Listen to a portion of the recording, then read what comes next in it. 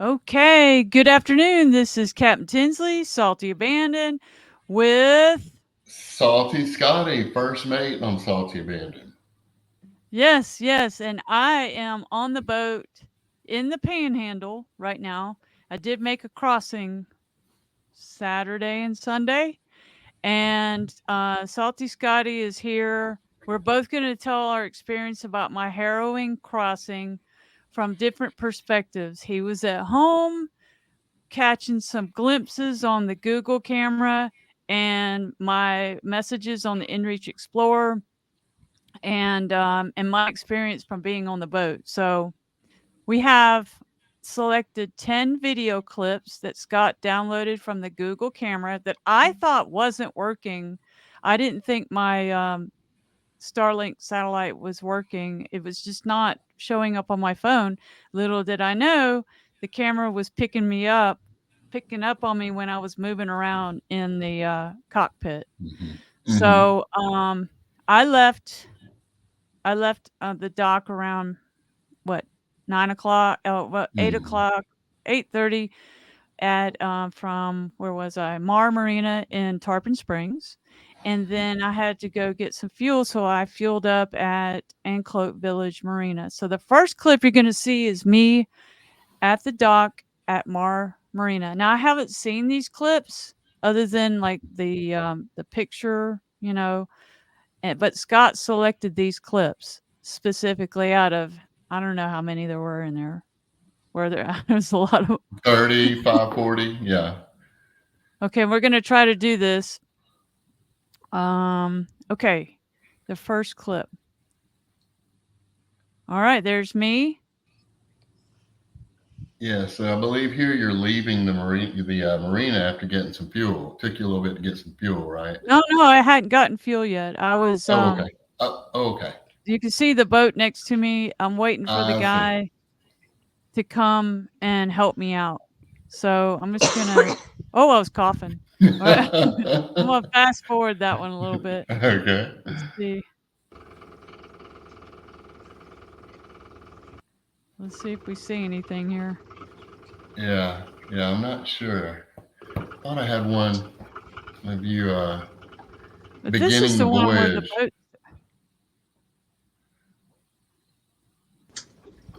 Okay. I thought Yeah, this one was where it picked. Okay, so there's nothing there. So we're let's gonna go to the take next that one one. out. We're gonna go to this one. When are you All right. leaving? This This is you you can see this starting the guy is journey. helping me leave. Mm-hmm. Yeah. I'd already filled up a bunch of cans, filled up the tank, and that's the guy that had helped me We made standing it. on the dock Mitchell, thank you. Hit me and up I'm on leaving right social now on media. my journey. Calm conditions. Okay. Looking Uh, nice. Looking good. Yeah. So here we are about this is not 10 o'clock Central Time. So an hour into the journey. Is that about right? it's so calm. Yeah. Look at that water. Yeah. Yeah. So this was at the beginning of the journey. I could actually move around and do things because once it starts with all the rocking and everything, there's no doing anything but holding on and stuff's going everywhere and everything. So I have my Alabama hat there. See? Roll Tide. I think you were a couple of miles into a couple hours Okay. into the journey here. So maybe Right. 10 miles out. Yeah. So I think you were about 10 miles out there, Okay. a couple miles into the So journey. Is that nothing. right? It did get rough that afternoon. Yeah. Yeah, I'm not sure Yeah. when we. The times are on inside the camera app, but once they're downloaded, all that kind of disappeared. So next time we'll make a note of that before we when we I download think it. this next Okay, it video. got rough that afternoon. Okay. It it got Yeah. rough that afternoon, and I wasn't videoing because I was just you don't really think of that. But luckily the camera was on. So this is at night. I can tell by the thumbnail. You ready? I'm ready to see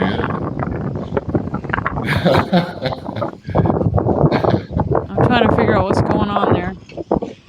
I had my Can you life hear me? jacket on. Yeah. Yeah, So yeah, when did the weather start getting rough? At what time?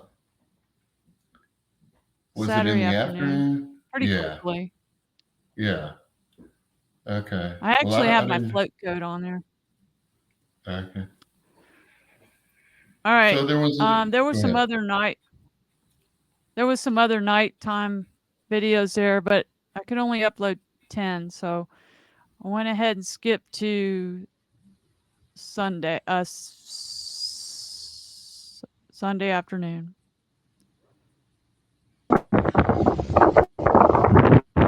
Okay, this is the first one I saw. I didn't see any videos before this. Can you hear me? Yeah.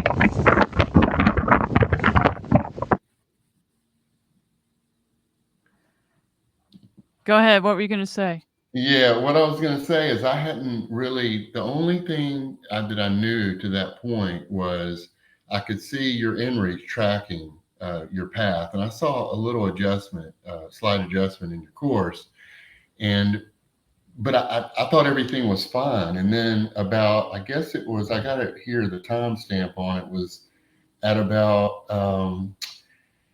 10:43, about almost 11 Central Time, I got a text that said, I want to let you know that I'm in some really, really big waves and some 30-knot winds, and I have about 13 miles to make it to the pass. So I immediately go and look at the camera, and it's on, and I see you coming out with that ditch bag. And so I didn't know what to think. With the ditch bag. Uh, yeah, yeah. And then Okay, well, there let was a me tell message you about, what. Let me, yeah, okay, so what happened right before that was at about 20 plus miles out of the pass going into Carabel. I think it's called the Southeast Pass. Um, I got an emergency sound, on the VHF. And I looked around. I was like, "Oh, what is that?" It had been a harrowing trip up to this point. I was not comfortable. Um, and I listened to the recording, and it was talking about a big storm, 30 plus knot winds, big waves. I don't remember how big, but I was already in that. I was like, "Yeah, I'm in it." And it was like mhm, from Apalachicola down to, I don't know, Clearwater or something. And well, I was right in that. And I heard it a couple of times. So at that point, I've always heard call early, you know. So right. I called the Coast Guard and I said, Coast Guard, this is sailing vessel Salty Abandoned, this is vessel Salty Abandoned. And they came on and I just said, I just want to let you know I've heard the emergency announcement and the weather announcement. I just want to let you know I'm in it and I'm by myself and I'm about 20 miles south of the Carabel, the pass to Carabel. And they asked for my coordinates and my bearing and all that. And they asked if I had a life vest. I said, I have a life vest and I'm strapped in, which was needed, I might add, All right. because it was violently moving around. I was looking up at waves, by this time Mhm, as they were coming. mhm. And I did divert my course, like you said. And the reason being is because it was coming at me from the starboard side or quartering, uh, and it was just making the boat corkscrew so bad. And so I just put the waves to my stern, which put me a little west of the pass. Right. So that we'll tell about that more in a minute. So once I made that call to the Coast Guard, they checked in with me like every 30 to 60 minutes. I'm not sure. But they kept calling and they kept calling and checking on me, which I was appreciative of. And at Mhm. some point, I sent a message to Scott, and I hadn't told him all night that it was very uncomfortable that it had gotten big Mm-mm. waves and everything. Had no And idea. they were worse now. So Mm-hmm. so now he gets the message and he turns on, he looks in the camera, looks on the app, and he sees me bringing the ditch bag out. And the reason I brought the ditch bag out is that is that the Coast Guard had said, "Do you have flares? Do you have a personal location device? Do you have whatever?" And so I thought I need to go get that ditch bag, and it's a major deal to go down in the boat when it's doing that. There's no fixing food. There's no the boat was a mess. It looked like an earthquake hit it inside. And so there was no tidying up or anything. There's the cockpit was a mess too. And so I did go down and get the ditch bag, and that's what the video Let's caught. see. That's the So first one I saw. Yeah. So it was a little scary. I wasn't sure what to think and so seeing that. what were you feeling?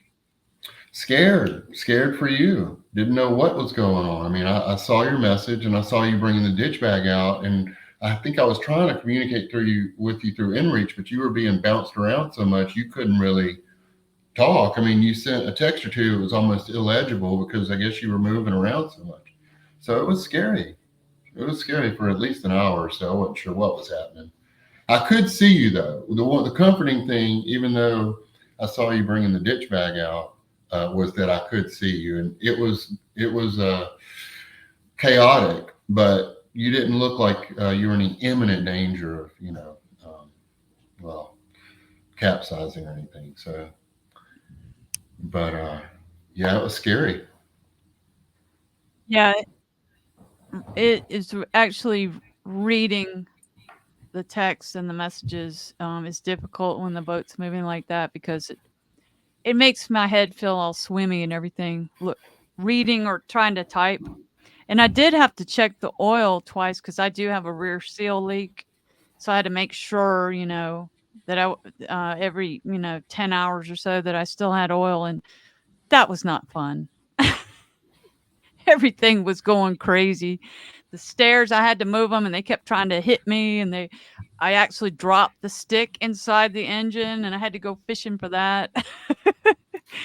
And checking the oil's a challenge when the boat's moving like that because you're not Yeah, really getting a true, you know, it's all moving around in there.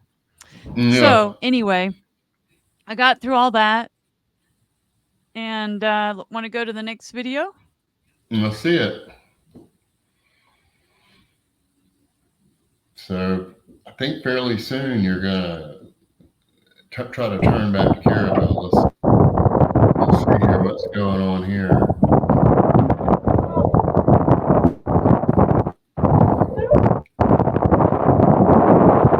Yeah, I'm just seeing this. I don't know what's going on here. What am I doing?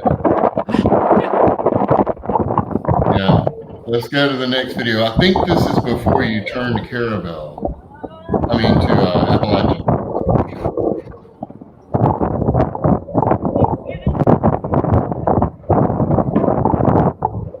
The video's kind of freezing up a little bit.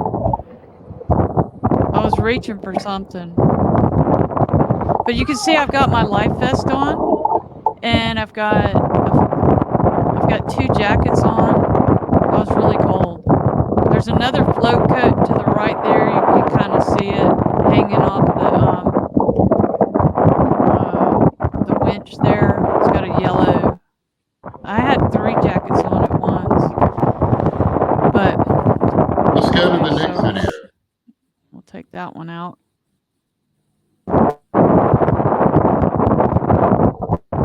So I must have, again, the camera came on because I moved in front of the camera. But you can see the Yeah. water. Yeah.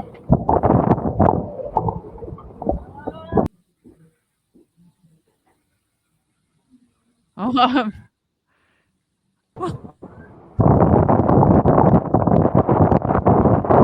This is look at that you can water. see how rough Look it at is the there. Yeah. boat moving. Yeah. I think this is where you Yeah, I had the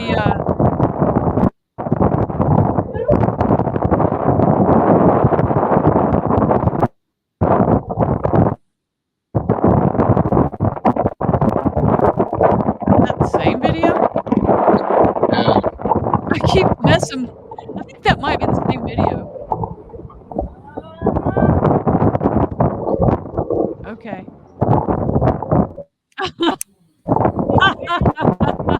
I can hear me. Yes. All right.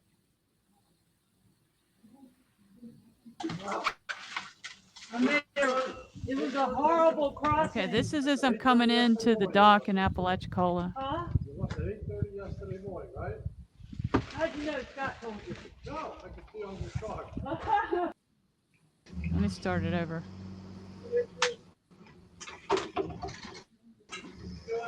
Okay. See, he's right there. Oh, so good to be here. Can you see my mouse? I'm gonna turn it off. No. Maybe not. You see him? He's up there with the light. You can see him through the windshield. It was a horrible crossing. I was so happy to be there. And Huh? so I do want to tell a little bit of the story. No, I can see on your chart. I could not. When we talked earlier Yeah, about it was, going. did you see that storm? Okay, That storm that was right up. let me remove that.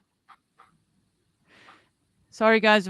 I'm new to StreamYard, and we may be kind of clumsy in the transitions, but we're just learning. And I think one of us has a bad Wi-Fi signal, so there's some delays. But okay, so remember I told you I put the waves to my stern, which put me it put me a little west of the pass into Carabel. And then so I had to make a turn to starboard, and that made me go into the waves and into the 30 knot winds. There was over 30 knot winds. It just was relentless. And so every time I was like, I was underpowered for all that. And I was getting some white smoke, so I think some water was getting in somehow. So I was trying to do this at 2,000 RPMs, going into those big waves or going kind of alongside of them. And all of a sudden I'd look up and then I just got soaked. So I was soaked and I started to shiver and I was just freezing. And the boat was just getting trashed, with salt water. And I was like, I want to get in there because it had been how long? Over Yeah. By 24 that. hours. Yeah. By that point, about 28 hours, 29 hours, something Yeah. like that. I hadn't eaten all day. And so I just kept pounding and trying to get in there. And I finally just had to make the call, which was really sad for me because I really wanted to get in there. They were waiting for me at the moorings at Carabel. Finally, I just had to turn around. I kept trying to tack around it and do this and come back from an angle. It just wasn't happening. So I turned around and went west. And so then I had to my stern again and felt a little smoother because I wasn't getting the waves on all over the boat again.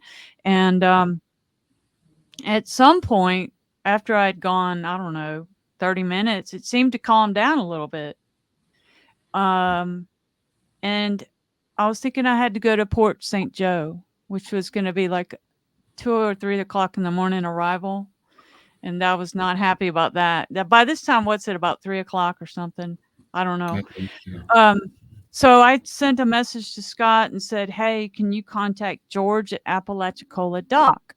And he was the owner of Apalachicola Marina. Hurricane Michael took that out, so he opened a face dock in front of the old ice house in Apalachicola. And I've stayed in touch with him, and I've stayed there several times over the years. So I had his cell phone number, and so I sent that to Scott, and he called, text, left a message. You want to tell Yep. that part of it? Yeah, yeah. So I had his number, reached out to him, called him, got voicemail, sent him a text, and he immediately got back with me. I guess your question was, could you come through government cut? And Yeah. apparently they had dredged it, and I told him you had 4.25 draft, and he said up to six was good to come on. So yeah, he knew you right away and was very accommodating. He said he only had one night, and you need to find somewhere the next night. But I knew you would take it, or was eager to get in. So yeah, so George, he was very responsive, and shout out to George. Yeah, yeah. And so he has always come out and helped me tie up.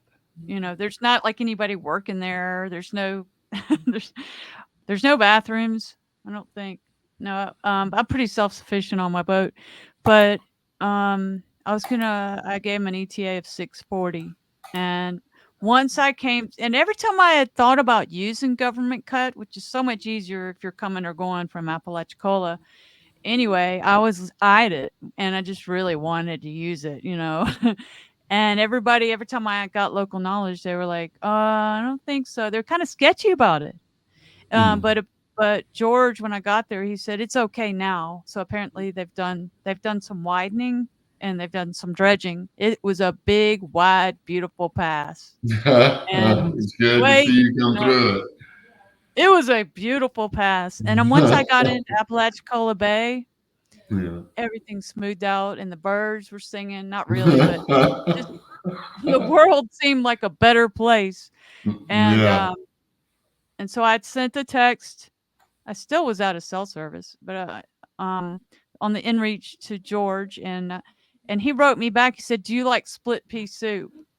And all of a sudden, I was hungry again, and it had been 24 hours. I hadn't even had coffee, and I love coffee. Um, I said, "Yes. Oh my gosh, I haven't eaten in 24 hours." Yeah. And so he was there when I got there, and he had this whole plate, like a tray, and I took a picture of it, and it had these little containers, one with split pea soup, another one with, like, pasta and sauce, and a little piece of cake, and even like a little, um, like a little what they put on in restaurants, a little, I can't think of it. Anyway, it's not important. Uh, and that night, I could only eat half of it even though I hadn't eaten in 24 hours, and I ate the rest for breakfast. Mhm. I was so Mhm. happy. It was so still, and I looked around at the Yeah, boat.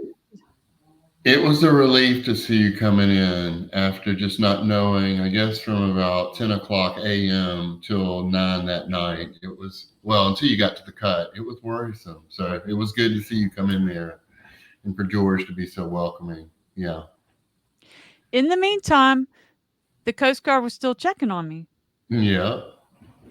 and once I got in the bay, I said, "I'm good. I am almost to my destination." I think I had, like, 2 or 3 miles, and I said, "You guys don't have to check on me anymore. I'm in calm waters. All is well." Well, I guess their protocol is to keep checking.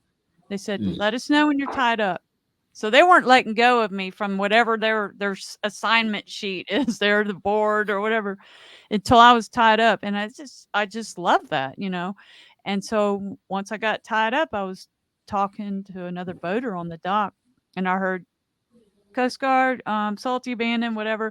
So I got on there. "This is salty abandon. Go ahead, Coast Guard." And they said, "What's your status?" I said, "I'm all tied up at the dock. Thank you so much for staying with me like that." Excuse me. Go ahead and talk, Scott.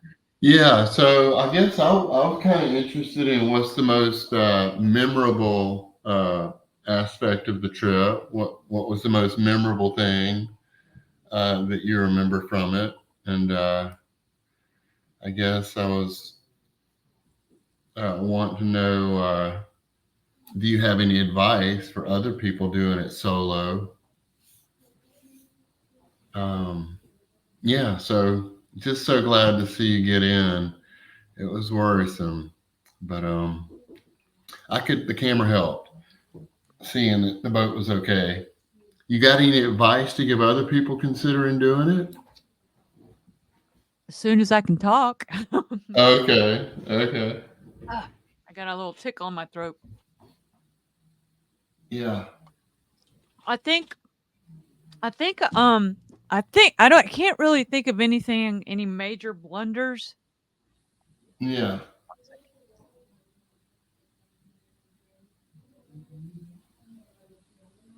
We're not editing this out. I'm just gonna show the coughing.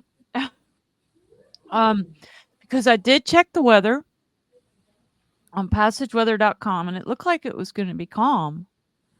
Um, I checked with Key West John, so It just wasn't forecasted, and which happens. Now, Yeah. for it to happen in the winter, kind of a winter month, it happens a lot in July and August, those pop-up storms, but I'm not a weather expert, but I definitely wasn't expecting that. Although it seems we've had some pretty rough crossings, you and I. Yeah. Our first one was from Caravel to Tarpon Springs, going the other, yeah, and going from north to south, and it was we had a storm cross in front of us. It was following seas, so not it was pleasant Yeah. somewhat. I mean, I enjoyed the hell out of it. It was a lot of fun for me, but that first crossing. But yeah, I mean, what would be your advice to a new person doing it? Actually, there is somebody that's behind me, in she's somewhere around Madeira Pass as of yesterday, and she's got a new boat to her, and she's gonna stay where she is until at least Thursday, but I don't really see these winds dying down. Tomorrow and the next day will be the best, but that's not enough time for me to get all the way home. So, to a new person, I would wait until north winds if you're Mm, going along the northern Gulf Coast. Um, but I would do have to say, if I had been going against those waves, I probably would have turned around. yeah. Just going into them was so hard. But What were okay, so some of the things you did to keep yourself entertained well, between? I mean, in the middle of the night, you were moving. You were up all night. I was It listening to seems. podcasts. Okay. Okay. I see. Um, there's no reading during that. But I do want to say that so I did the best I could with the forecasting, and I think strapping in was so important because there was a couple of times for sure I would have been out of the boat if I hadn't been strapped Mm, in. wow. So always should stay strapped in. Well, you should do it all the time when you're offshore, but I can't say that I always do that. If I'm, sitting in the cockpit and it's not rough and I'm not, venturing out, I've got the lifelines up. Um, calling the Coast Guard was a good idea. I had heard that from stories in the past where people didn't call and they got in trouble. Some people's boats broke apart. And family members said they were in touch with them, and people said, why didn't they call the Coast Guard and tell them when they first started having trouble? They just felt like they should only call. You shouldn't wait until you're in the water for your personal Yeah. locator to go off. I Yeah. really think you should call them ahead of time Hmm. before you're in the water. Yes. Um, And so trying to get in there and then making the decision to just keep on going as much as I did not want to do that. But it was just the boat was getting trashed. Okay. Okay. What was the most challenging aspect of being by yourself, being alone on the trip? How did you Well, deal with being that? alone is okay. It's just Hmm. it's just the mental it takes some Yeah. mental toughness. You got that right. It's not like Yeah. you could pull off the interstate. Exactly. So what did you Got do? the What did you do to keep yourself going? What did you call on? How did you, was there I was fear? Like, praying, I was saying the serenity prayer a lot. okay. Yeah. Yeah. It was scary. It was scary at times. I was Yeah. praying and the weather was good. I can't imagine. Oh, Yeah. thank you. Yeah. Yeah. Being in 4 foot waves, 5 foot waves, and 30-mile-an-hour winds or whatever. Yeah. Was I there think they anything were you more than learned? that. I wish Was if there? anybody knows out there how to check history of waves, how to do Well, that, yeah, the that website. was what was, yeah. So, Uh-oh. Okay. Um, anyway, I guess we covered everything. yeah. Is that right? Yeah, I was going to ask what was some of the most memorable parts of the trip. I think you've covered it. Anything you learned about yourself during this trip personally, like anything you know about Tinsley better? Just Yeah. I'm a tough Gen X.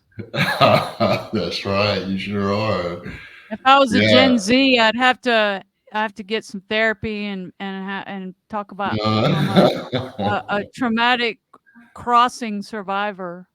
So I got another question. I got another question for you. Would you do it again? I hope not. I Okay. I don't wanna go through that again. I was saying that the whole time. I was wondering if you caught that. I didn't know the camera was coming on. I said Yeah, I that heard you never talking a again so moment. many times. Oh, good. Okay. Well, let's Never either again. pay a captain or have someone with you, if not me, of course. So, what was the most beautiful part of the trip? Anything? Did you see any Pulling wildlife up to the dock. ever? Yeah. I don't Yeah. know. I think we've covered everything. What do you think? Okay. All right. Okay. Yeah, I think I've said everything. Um, so I am probably gonna come home for a couple of weeks Good. Glad to because hear the it. weather the wind's gonna shift from the south, and that's not good. So, No. I'm gonna wait for some better. I can't go full intercoastal from here because there's at least a few bridges that I can't get under that I could get under on the other boat. So that I can go to Port St. Joe on the inside, but after that, I'm gonna have to go on the outside to Panama City on the outside to Destin and then to Orange or to Perdido Pass. I mean Pensacola Pass. So anyway, we've been on here 32 minutes. Shall we wrap it up now? Yeah, I think it's time. All right. Let's Over see and how out. I. Okay. This is Captain Tinsley and Salty Scotty, and We're out. are you gonna come on now, Scott. So, Captain Tinsley, Salty Scotty. And we're out. There we go. I can't Bye, remember y'all. yet. Bye.